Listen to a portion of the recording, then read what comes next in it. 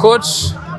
mwari mumaze igihe Bumamuru kuva igice cya kabiri cya Primus gitangura ititwara neza, byaje byavuye kuki cyane cyane ku rukino rwa Aigle Noir no ku rukino rwa Vitaro zazihitiye. Ego cyane byuvuze n'ivyo taronka intsinzi urukino rwa mbere no rwa kabiri, muga vyatewe no kwari abajwere twagiye turahindurira haza bashasha, urumva baje bashasha bisaba kumenyera kugira umugumenyerane hose, muga nibaza ko bariko baramenya ejo twabonye ko bakino umunsi w'urukino rwiza, kandi nibaza ko vyobandanya kuko umujwere yagiye ategurwa mumaze iminsi mutari kumwe, biragoye kugira uca umusaba resita. Murabona n'abakinyi bakiri bato benshi kandi basaba imyimenyerezo myinshi ko aho bahora bakina, ari abahora bakina n'abatahora bakina, nico gituma mvuga ko bizodusaba umwanya kugira umuntu ashobore kubategura neza. Mwatanguye novuga nabi mutsinda ibitsindo 4 kuri Aigle Noir, ni iki cyari cyabuze kuri iryo rukino? Ego kuri iryo rukino icabuze sikindi, twari dufise aba defenseur bamwe baba 4 na 5 bari bafise amakarton, murazi ko Isagwaye uyu Bangara arafise karton, nari mbuze nk'abaksiyare babiri bose nabaye kubikora kugira dushemwe abandi, nibaze rero hajya equipe idakwiye ko abantrenya, nico gituma mwabonye habaye karton. Biranshavuza gose ko je sindabivyunca ndabikurikira bizogenda gute, nico gituma nagerageje kubakarira kugira bamenye ko ari amakosa kuguma baronka amakarton jaune. Urukino rwa Vitaro ruheze basa n'abatashimye ibyo muhagarikizi yavugije mu kibuga, byari bimeze gute mu rukino rwa Vitaro? Urukino rwa Vitaro novuga nk'umuntu yakinye umupira ndi umu entraîneur, rwari urukino je novuga ko ari rwo rukino rwa nyuma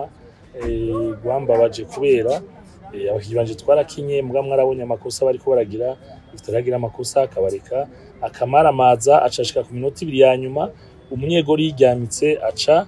arihoza. Ngiye uganira n'abarbitre bambwira ngo none muri iyo minota 2 mwari gutsinda, umva n'ibintu bibabaje umengo muri ko murapingana muri ko maharira, ahubwo nibaza mwabamenyereza nzohava natanga na interview kubera mubanze mugende mumaze abarbitre eske twe dutegura urukino umwaka wose bo mu minota 90 bagaca bagwica, urumva n'ibintu bishavuje kubamenyereza si jeje nyene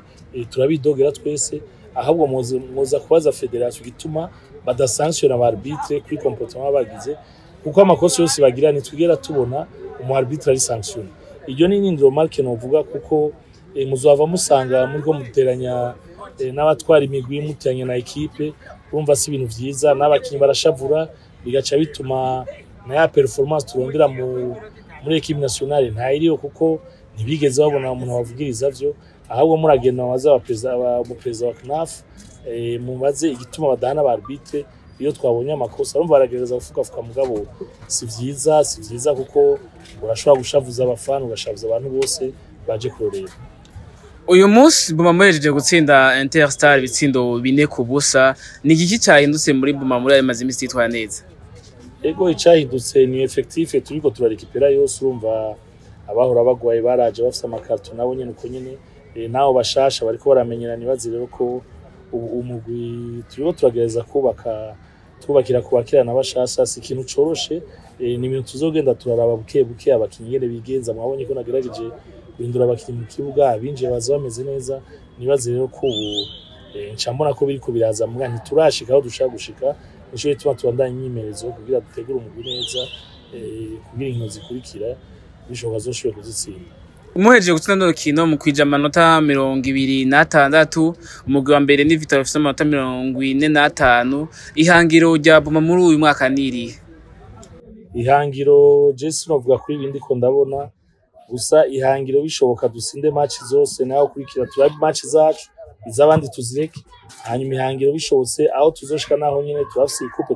du président, tugerageze turwane turi hamwe, turabaho tuzoshika turihebura mugabo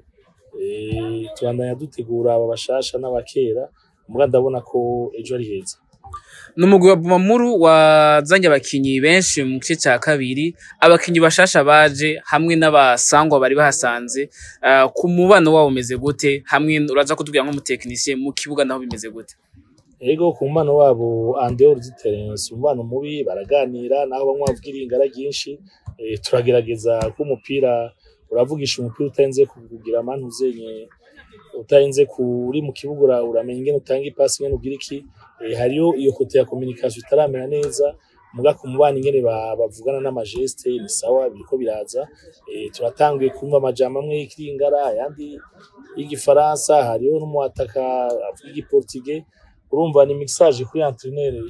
ari na experience nziza nibaze ko nico tubanavye ko bisaba umwanya kugira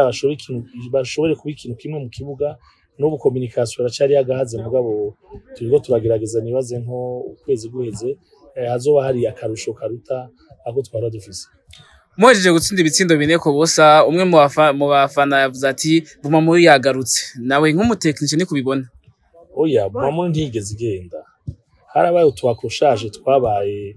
mu bakinyi mu bandi no mu bandi mugabo nibaza ko abakinyi ara base bari beza gusa ingene bateguwe niyo haragahaze ubwo mu gutegura umuguru munsi urandira rya cohesion ukarondera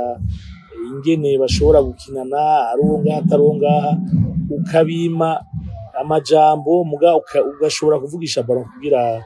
mugenzi wawe nico ituma ubungira entraînement intensif ndashobora kugira entraînement zibiri ku munsi bafumaza twaganira gusa muga bakitwa ko baje ukigwa bumve igikorwa cabo ko ari kurondera intsinzi yaje uri kurakina mu rukino winjira uvuga ati ngomba gutsinda muga nazo savuga ngomba gutsinda